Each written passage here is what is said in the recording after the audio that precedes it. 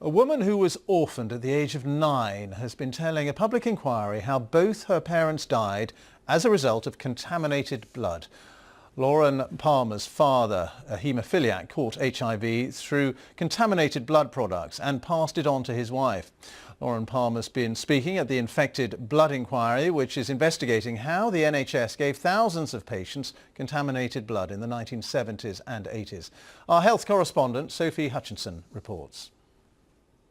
Lauren Palmer is a brand new baby. Born on Christmas Day 1983, the local newspaper took this photo of her with her mother and father. But just 9 years later, both her parents died of AIDS. I do solemnly, sincerely. Today she told the public inquiry into infected blood how her father, a severe haemophiliac, caught the disease from the blood product factor 8 he'd been treated with, and how her mother turned to drink when she was also diagnosed with HIV.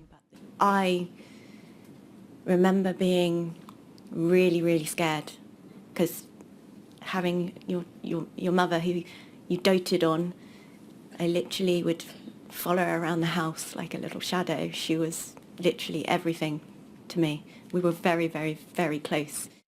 Lauren told the inquiry that the impact of the infections was devastating. She had 2 brothers and there'd been a loving family, but the illness affected her father's brain and he became violent. In 1993, both her parents were admitted to hospital in Oxford.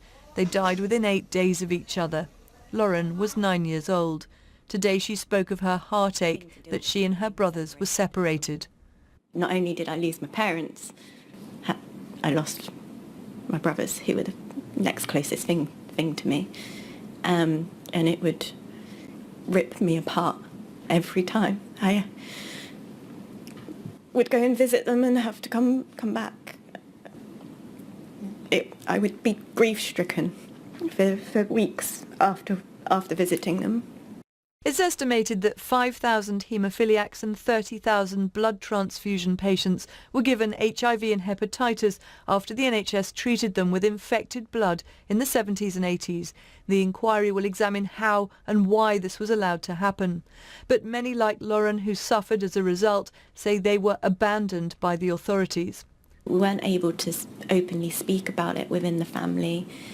It was very much all brushed under the carpet. No one dare say anything. The inquiry will continue in London this week and travel to Belfast next to hear from more victims. Sophie Hutchinson, BBC News. A woman whose parents died when she was 9 years old as a result of contaminated blood has told a public inquiry that her life was shattered by the loss. Lauren Palmer's father had been given infected blood products for his severe haemophilia. He passed the virus to her mother. Our health correspondent Sophie Hutchinson reports. Lauren Palmer, born in 1983, a Christmas Day baby. The local newspaper took this picture of her with her mother and father, but just 9 years later, both her parents died of AIDS. I do solemnly, sincerely. Today she told the inquiry how their family life had been devastated. These were her father's medical records, a severe haemophiliac treated with the infected blood product factor 8. He had caught hepatitis and HIV. She explained how her mother, whom she adored, had in turn been infected with HIV. The illness made her father violent and her mother turned to drink. I literally would follow her around the house like a little shadow. She was literally everything to me. And then to see and watch her suddenly become this different person and be intoxicated around me. There were often times when I was being very scared. In 1993, when Lauren was just 9 years old, both her parents were admitted to hospital in Oxford. They died within 8 days of each other. The inquiry heard of her heartache that she and her brothers were then sent to live in separate homes. Not only did I lose my parents, I lost my brothers, who were the next closest thing to me.